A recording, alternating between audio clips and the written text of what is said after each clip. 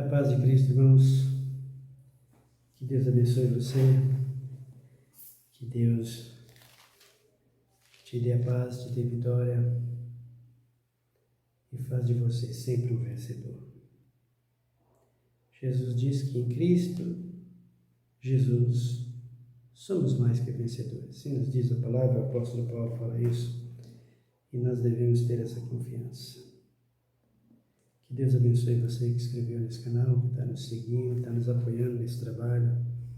O trabalho é de Deus. Só tem uma coisa para te oferecer, irmão: a verdade. E pedir a você que receba a verdade e continue a ouvir.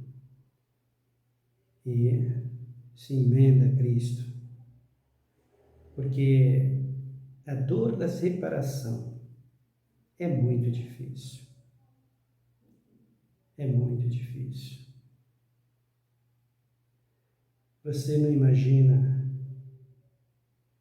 essa separação que você, que não recebeu o Evangelho, que não nasceu de novo, que não aceitou a palavra de Deus, ou que aceitou e foi para as igrejas e está aí, sem se arrepender, sem aceitar a disciplina do Senhor, a verdade do Evangelho para ser salvo. Naquele grande dia, aquele dia que haverá de ter aquela separação, aquele trono branco. Primeiro nós já vamos ter uma separação no dia que Cristo voltar.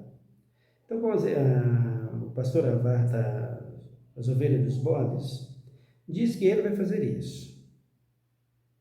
Ele vai separar os seus salvos antes do arrebatamento, momento antes do arrebatamento, colocando à sua direita e do lado os ímpios.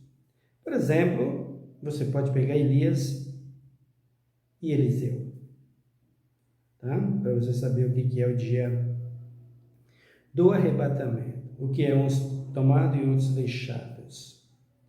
Então será exatamente aquilo. Eliseu procurando Elias, olha o Elias, vê o Elias, e quando percebe o Elias está sendo tomado por um carruagem de fogo, de repente um redemoinho leva oculto em uma nuvem para o céu. Assim será o dia que Cristo vem buscar os seus e levar para a glória. Mas, enquanto fica 1 milênio lá na glória, 1000 anos na glória, desfrutando da Nova Jerusalém na glória, os ímpios, os que não receberam a Cristo, estão dormindo no pó da terra, sem Cristo, sem esperança, sem salvação. E aí vem o trono branco. E o dia daquele trono branco, aquele julgamento final, onde todos os povos, desde o Adão para cá, tem o dia que Cristo voltar. Satanás e seus demônios, todos perante aquele grande tribunal. E aquele grande julgamento. E naquele dia, eu vou estar lá. Eu quero estar salvo. E estarei em nome de Jesus, ele há de ser comigo sempre.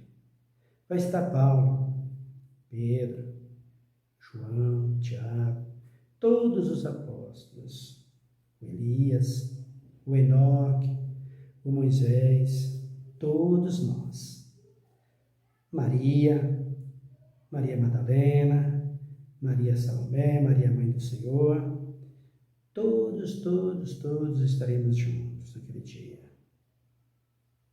Naquele grande dia. O tribunal e o juízo que é Cristo. E as testemunhas que somos nós. Eu dei a vocês os mandamentos. E estou dando os mandamentos. E você, religião? Desde o princípio, católico, protestante, pentecostais, de todas as igrejas. E as igrejas, elas têm uma estratégia muito grande para fugir da realidade. Então, agora que a gente está ensinando os mandamentos, da maneira que está ensinando, então o que eles fazem? Eles pegam a folhetinho e saem dizendo: nós obedecemos os mandamentos. Se não obedecer os mandamentos, não será salvo. Tudo uma corda bamba.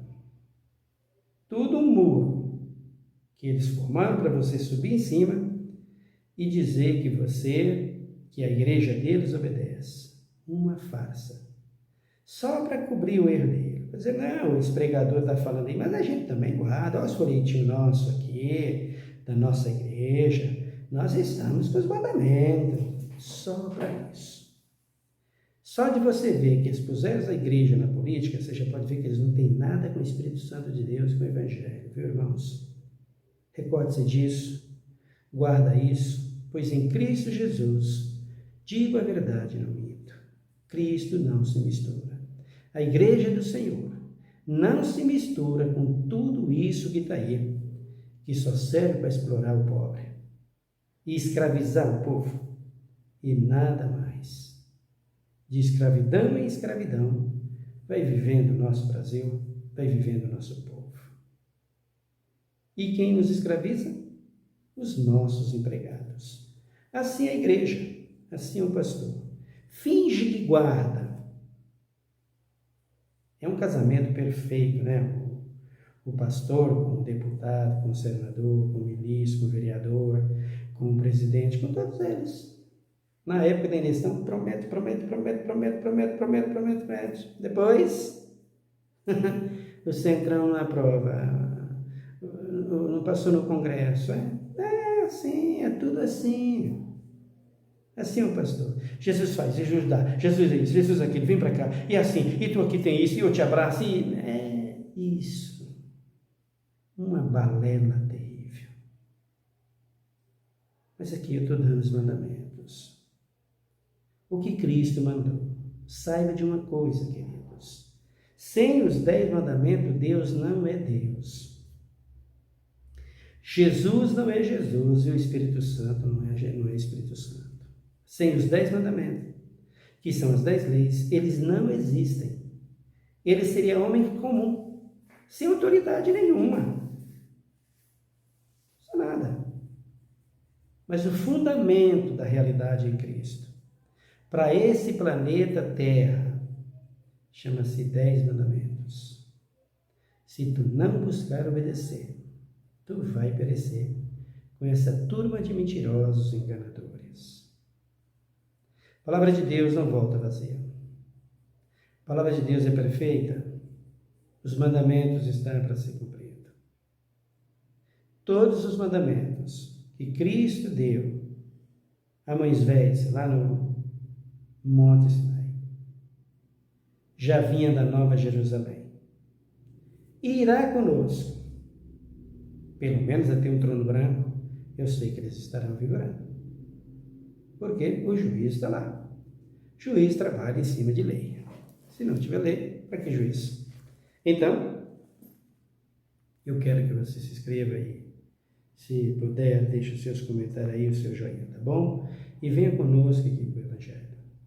Cristo quer te iluminar. O assunto que estamos falando é o mandamento de número 4, onde os pregadores dizem que no Novo Testamento não existe.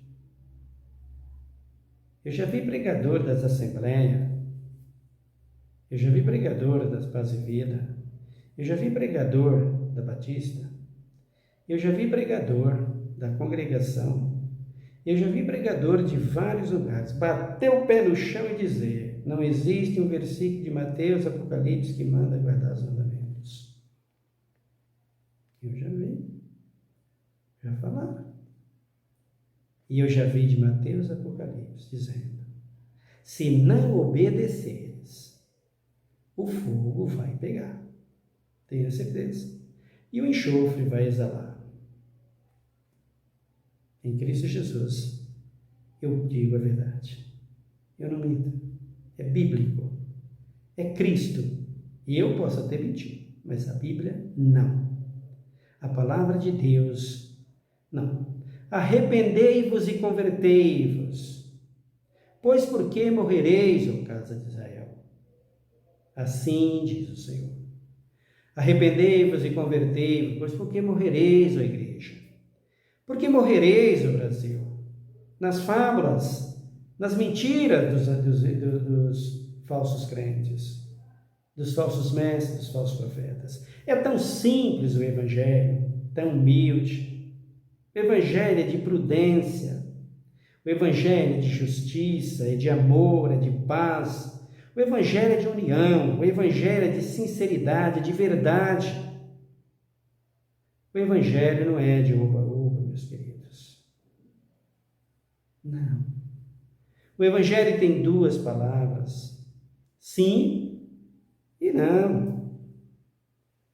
Diga não à intolerância à verdade. Diga não à intolerância aos mandamentos. E diga sim aos mandamentos. E sirva-os. Assim você será como Jesus. Pois Jesus diz que se nós quisermos ser igual a Ele, andar igual a Ele, estar com Ele e ser amigo dEle, tinha que fazer o que Ele manda. Senão, fora, queridos.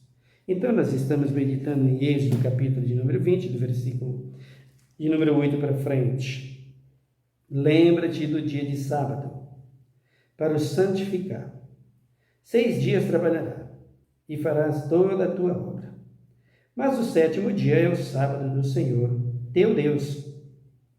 Não farás nenhum trabalho, nem tu, nem o teu filho, nem a tua filha, nem o teu escravo, nem a tua escrava, nem o teu animal, nem o estrangeiro que está dentro das tuas portas. Pois em 6 dias fez o Senhor o céu e a terra, o mar e tudo o que nele há.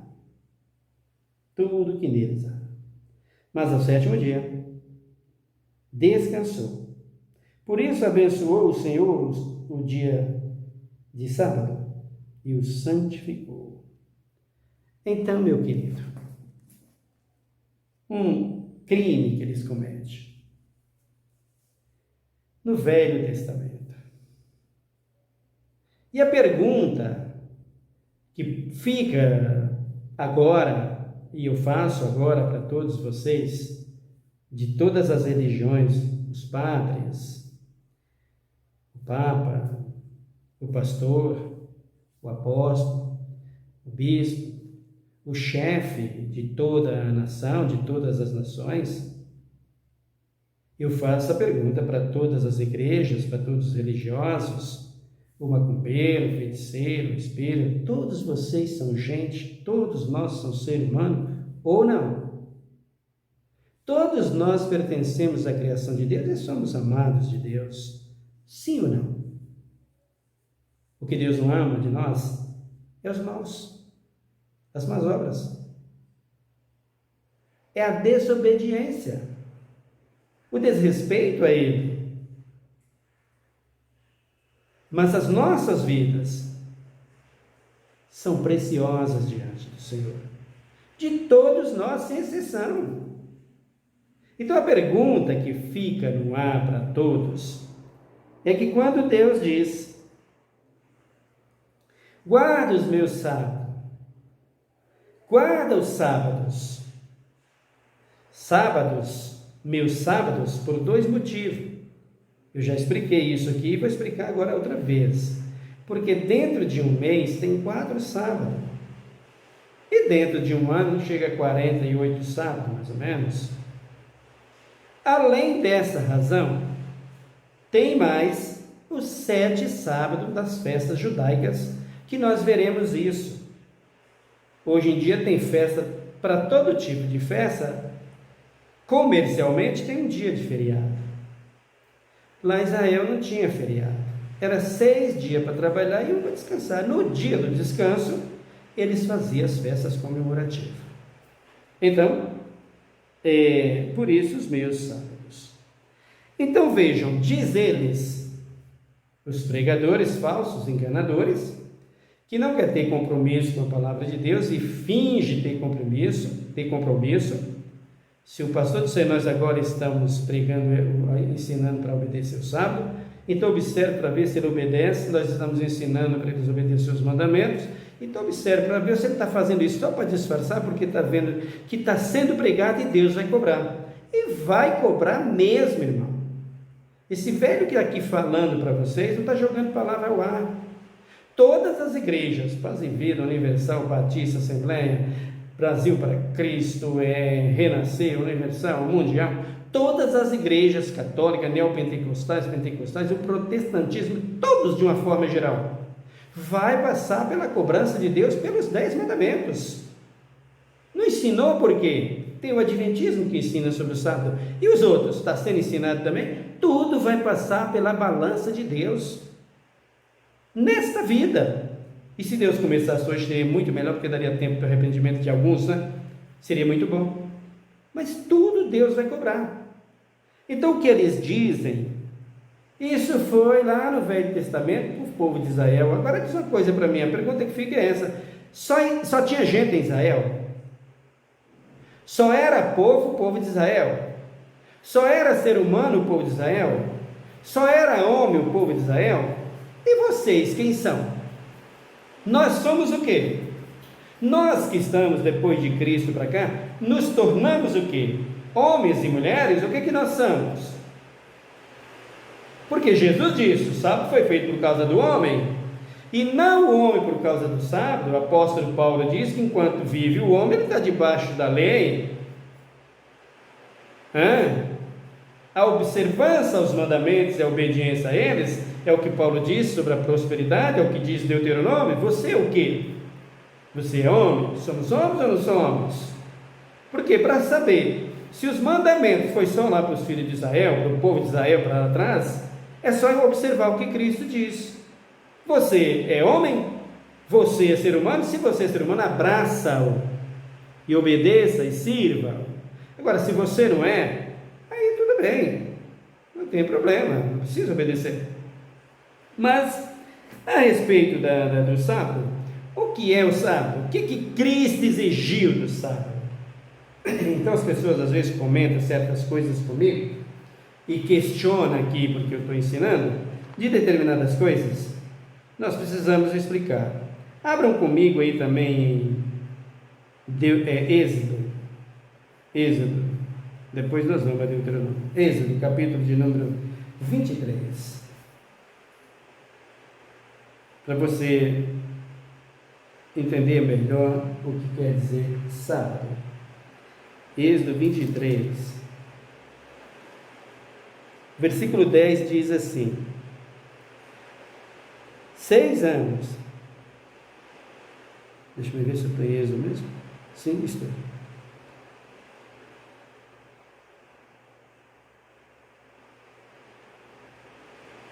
O versículo 10 ele diz: 6 anos semearás a tua terra e recolherás os seus frutos, mas no 7º ano a deixarás descansar, para que possam comer os pobres do teu povo, da sobra, coma os animais do campo. Assim farás com a tua vinha e com o teu olivar. 6 dias farás os teus trabalhos, mas ao 7º dia descansarás, para que descanse o teu boi e o teu jumento, e para que tome além do filho da tua escrava e os estrangeiros. Prestai atenção a tudo o que vos tenho dito, do nome do outro, ou melhor, prestai atenção a tudo o que vos tenho dito, do nome do outro Deus não vos lembrarás, nem se ouça da vossa boca. Vejam aqui Deus dizendo para Moisés e os filhos de Israel: 6 anos. O agricultor sabe que a terra precisa ser tratada, que a terra tem que mexer-se com ela, tem que cuidar dela, tem que arar, tem que adubar, tem que fazer tudo isso para que ela possa sempre fortalecer, estar sempre forte para a produção. Até a terra em Israel, a colheita dos filhos de Israel, as lavouras dos filhos de Israel, o lugar do plantio da sementeira de Israel, tinha que descansar 1 ano. A terra ficava parada. Israel, a nação de Israel, trabalhava 1 ano todo, ou melhor, 6 anos. Quando completava os 6 anos, aí o 7º ano, eles paravam com a agricultura. Por 1 ano, eles não plantavam. Eles iam trabalhar a terra. Eles iam tratar da terra. Eles iam arar a terra. Eles iam mexer com a terra. Eles iam adubar a terra. Eles iam fortalecer a terra, para que quando viesse a plantação, viesse com todo o vigor. E assim Deus fazia com os filhos de Israel. Então descansava o boi, descansava o jumento. Por quê? O boi e o jumento. Por que o escravo? Porque eram os empregados. O boi e o jumento era o meio de transporte que eles tinham, né? Eu já usei muito carro de boi, né? Plantando no campo, enchia aquele carro de milho, as espigas, aquela coisa linda, aquelas espigas bonitas, jogava dentro do carro e 2 bois puxando, né? Depois enchia de mandioca para levar até a casa o moedor, aonde se moía a mandioca, para fazer dela a farinha. Usava o jumento, usava o boi, usava o cavalo, usava a carroça, usava tudo isso. Era o meio de transporte dos filhos de Israel, e muito mais lucrativo e muito mais saudável, né? Não tinha poluição nenhuma, né? O efeito estufa que está aí agora, as catástrofes que pode estar, que está vindo pela frente aí, né? Os efeitos que Deus está permitindo, as queimadas, a devastação na vegetação, na natureza, que deu na terra, na agricultura, no campo, em todo o mundo, que Deus está permitindo. A natureza foi Deus que colocou. Mais um motivo para Deus tirar, porque foi Ele que colocou e disse que existe uma outra pessoa. Olha o outro Deus aqui, Deus falando, cuidado, não tem outro. Não entra com outro Deus que não tem. Então o que Deus cobrava dos filhos de Israel era só isso: não trabalhe, não negocie, não compra, não vende. Eu já dei exemplo aqui no vídeo anterior, dizendo para vocês a ignorância das pessoas hoje sobre o que eles dizem, porque que não dá para obedecer o sábado, porque não podia acender uma lata, porque não podia entrar no elevador, porque não podia, tinha que estar jejuando. Irmão, tinha que estar, não tinha que nem que comer. Marido não podia relacionar com a sua esposa, porque era... Gente, onde é que está escrito isso? Onde é que está isso? De onde vem essa estupidez toda? De onde vem essa ignorância toda, gente, que não tem isso na Bíblia? Sábado é descanso. Sábado é dia de amor e misericórdia, como todos os dias, mas esse dia é consagrado a Deus. Não existe isso na Bíblia, irmãos. Então, porque é sábado, eu não posso me relacionar com a minha esposa? Quem falou para você? Na Bíblia está escrito? Eu não vejo. Então, o sábado eu tenho que estar em jejum e oração. Quem falou? Dia de jejum e oração é o dia que você tiver tempo, é o dia que você quiser, inclusive no sábado. Tudo isso é dia de jejum e oração, irmãos. Vocês estão fazendo igual os fariseus? É isso. É isso que eles fazem. É a lição dos fariseus, de Lucas 14. Jesus cura a mulher e eles dizem: no sábado você faz isso, 6 dias é mesmo que faça isso, que trabalhe, mas o sábado descansa. E se vem no sábado para curar uma mulher, Jesus orou os seus hipócritas. No sábado vocês não desprendem o boi, vocês não desprendem o jumento de vocês. Se ele tiver com sede, se ele cair no buraco, vocês não vão levantá-los? O que vocês fazem é defender os seus próprios interesses no sábado. Aproveita do sábado para defender os seus próprios interesses. É o que Jesus disse para eles. É como hoje, por exemplo, daqui a 15 dias, segunda-feira, dia 25 de dezembro. Aproveita esse feriado comercial, o suposto dia que nasceu Jesus, que ninguém tem prova disso, pelo menos bíblico não existe, para comercializar desde novembro. Black Friday, tudo para comercializar. Assim fazia eles. Você está aqui no sábado, você vai atrapalhar o nosso comércio, Jesus, você está atrapalhando o nosso comércio. Era isso que eles queriam dizer para Jesus. Vocês são os hipócritas, vocês são os mentirosos, falsos, enganadores. Sábado é dia de exercitar misericórdia. Tem alguém doente? Você no sábado está vendo tudo, está sossegado em casa, não está trabalhando, está só dando atenção ao Deus Todo-Poderoso, à sua família, está dando atenção à obra de Deus. Esse dia você vê tudo, é muito mais fácil. Por que Jesus no sábado ia para a sinagoga, como Pedro, Paulo e os demais apóstolos? Porque era o dia do descanso.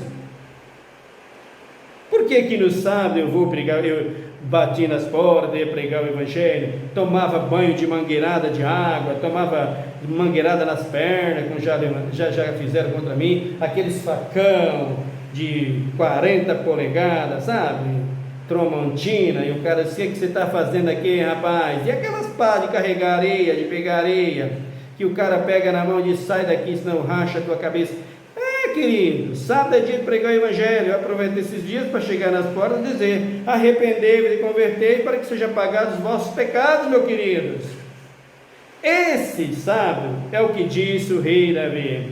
Esse é o dia que o Senhor fez. O Senhor Deus de Israel fez o sábado para você, para mim e para todos nós nos alegrarmos nele, nos regozijarmos nele e louvar e bendizer o nome do Senhor no dia de sábado. Veja o capítulo de número 78 do livro de Salmos. Salmos 78. O que nos diz a Bíblia aqui no Salmo? Irmão, está caindo uma chuva muito bonita, então está dando para ouvir o barulho? Que maravilha, hein?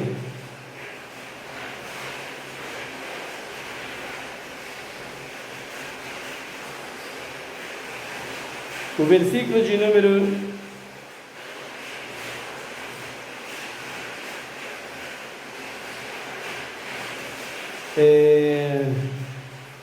8. Não seria como os seus pais, geração contumaz e rebelde, geração de coração instável, e cujo espírito não foi fiel para com Deus.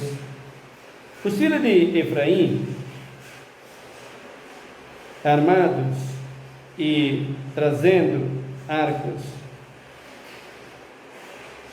retrocederam no dia da peleja, não guardaram a aliança de Deus, recusaram-se a andar na sua lei, esqueceram-se das suas obras, das maravilhas que lhes fizeram ver. Fez maravilhas à vista de seus pais na terra do Egito, no campo de Zoar.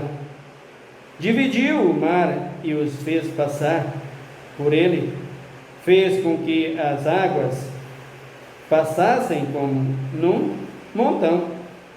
De dia os guiou com uma nuvem, e durante a noite com um clarão de fogo.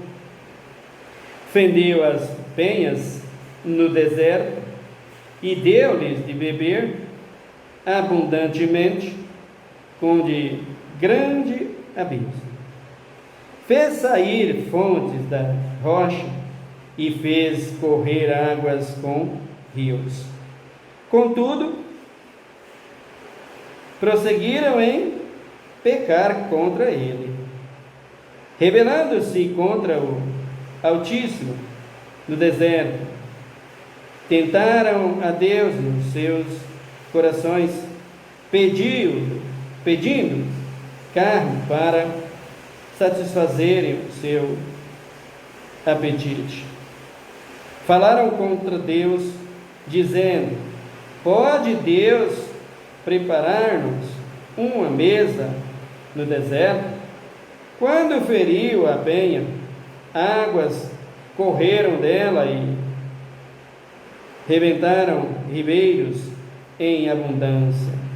Mas pode ele também dar-nos pão, ou preparar carne para seu povo? Olha o que os filhos de Israel aqui fizeram, né? Eles viram Deus, os filhos de Efraim, por causa do mandamento, quando eles viram que os inimigos vinham, fugiram, negaram os mandamentos e fugiram. Não quis obedecer, não quis servir. E aqui o salmista Davi está dizendo: olha o que Deus fez para os filhos de Israel. Deus por acaso dizia a eles: pode mandar para nós pão? E Deus manda o maná.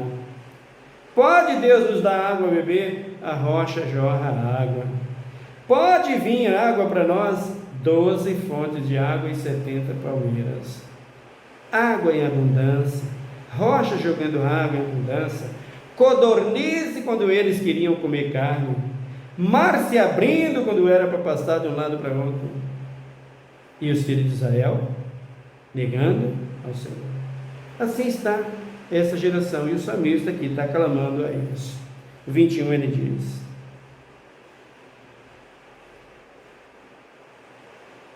o 20: quando feriu a penha, água correram dela, e rebentaram ribeiros em abundância. Mas podem ele também dar-nos pão, ou preparar carne para o seu povo?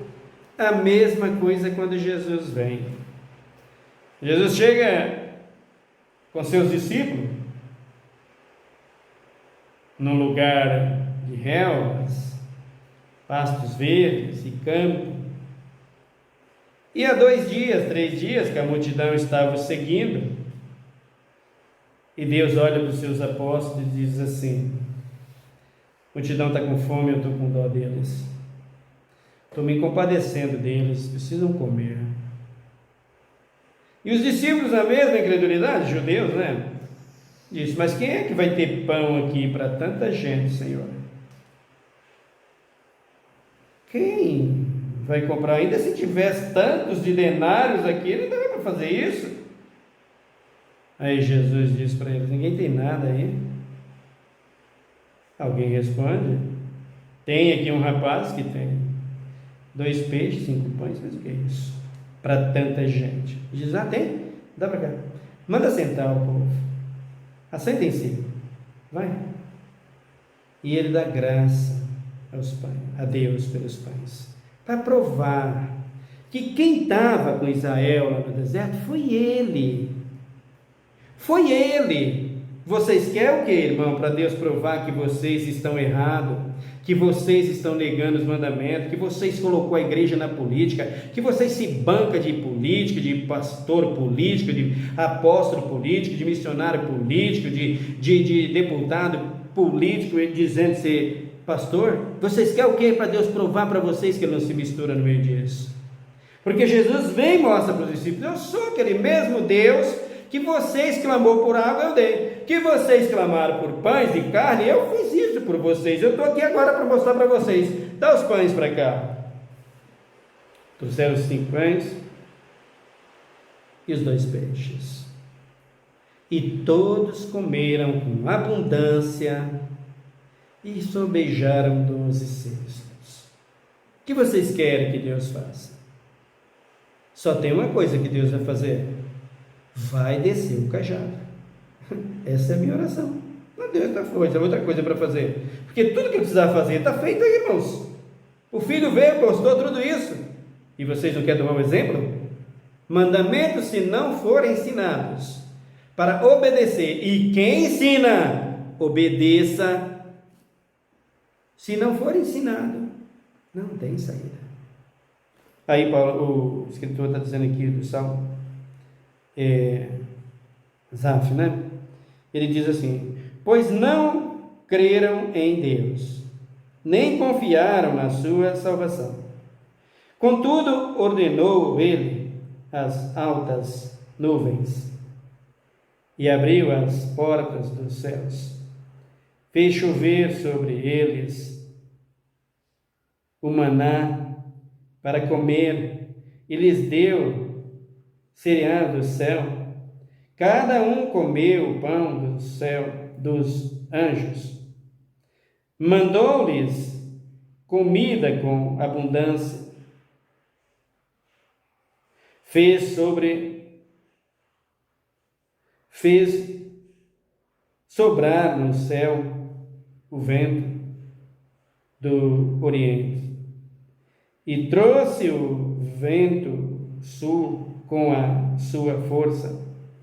Fez chover sobre eles carne como pó e aves de asas como a areia do mar. Está vendo, amados? Aí ele diz: fê-las cair no meio do seu arraial, ao redor das suas tendas. Comeram e se fartaram, pois lhes satisfez o desejo. Não refrearam o seu apetite. Ainda lhes estava a comida na boca. Olha o que Deus fez por todo Israel. Olha o que Deus fez por eles. Não era Deus, não é Deus, não é o Senhor digno de receber de você a honra? Não é o Senhor digno de receber de você o respeito, a dignidade, o temor? E de você, pregador, anunciar o Evangelho como Ele manda? Falar a palavra dEle como Ele manda? Não é para você fazer isso? Saiba que a cobrança está aqui. De Gênesis a Apocalipse. Nós vamos entrar no Novo Testamento, ainda que eu não entrei ainda, viu? E você vai ver o que é a cobrança severa da parte de Deus sobre o sábado no Novo Testamento. Nós entraremos no Novo Testamento. Então, qual é o ponto de partida para o crente ser salvo e ser próspero em Cristo Jesus e se livrar de todas as pragas que estão na terra hoje? E as que estão vindo por aí, irmãos. As que estão chegando, se aproximando aí, que você nem possa imaginar. Esse sol que vai começar a aquecer, que vai começar a esquentar, essa chuva que vai vir desenfreada. Por quê? Porque você fez isso. Você quebrou a aliança dele, como que os filhos de Efraim, como os filhos de Israel. Você, igreja, que se diz protestante. Você, catolicismo. Você de todas as religiões. Vocês são seres humanos? É a pergunta que Deus faz. É a Bíblia que faz a pergunta. Se não obedecer, vereis a mão de Deus contra vós. Nosso próximo vídeo, nós falaremos ainda sobre esse salmo, até que entramos no Novo Testamento, para que você veja que de Gênesis a Apocalipse não obedeceu, o castigo é pior. Agora, irmãos, alguém pode dizer, mas ninguém morre hoje por causa da desobediência aos sábados. Como era Israel? Porque aquela lei foi tirada. A severidade daquela lei que existia olho por olho, dente por dente, foi tirada. O que ficou? Ficou os 10 mandamentos. E por que tinha aquela severidade, então, naquele tempo de Israel?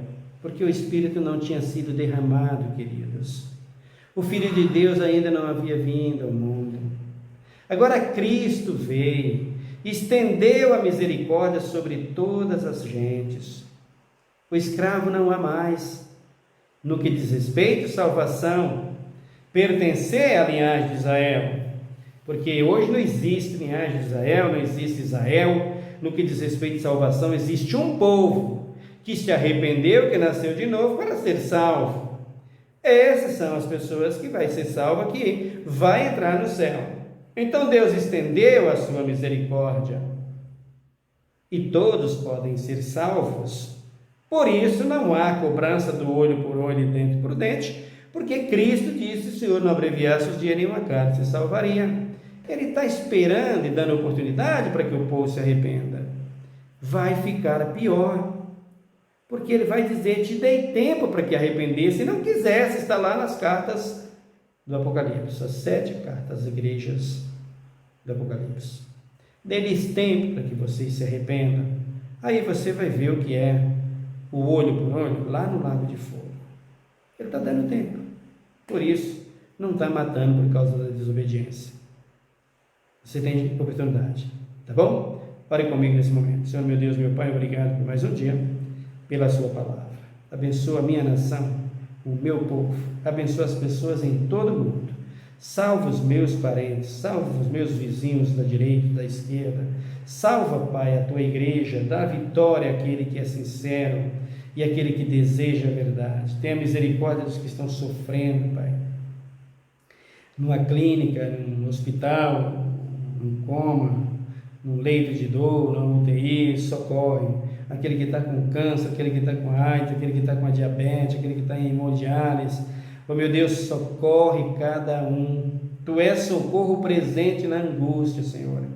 A mãe que chora pelo filho que está na prisão, pela filha que foi morta por um bandido, por um mau relacionamento, a mulher que foi assassinada pelo seu marido, os filhos estão em lágrima, em dor, em sofrimento, a família em desespero. Tenha misericórdia, socorre, ajuda, Senhor, em nome de Jesus, e que o Senhor, ó Deus, seja glorificado. Visita a nossa juventude, visita os presos na prisão, tenha misericórdia de cada um. Ó Deus, tu diz na tua palavra: clama a mim, responder-te-ei, e anunciar-te-ei coisas grandes e firmes que ainda não sabes. Eu te peço a bênção para os meus seguidores, para aqueles que estão ouvindo o teu evangelho. Atende às necessidades deles, socorre e dá a eles sabedoria e graça para ouvir a tua palavra e obedecer-te. Ó Deus, muito obrigado por tudo. Eu te agradeço em Cristo Jesus. Amém. Que Deus te abençoe, meu irmão. Fique em paz até o nosso próximo vídeo. Amém.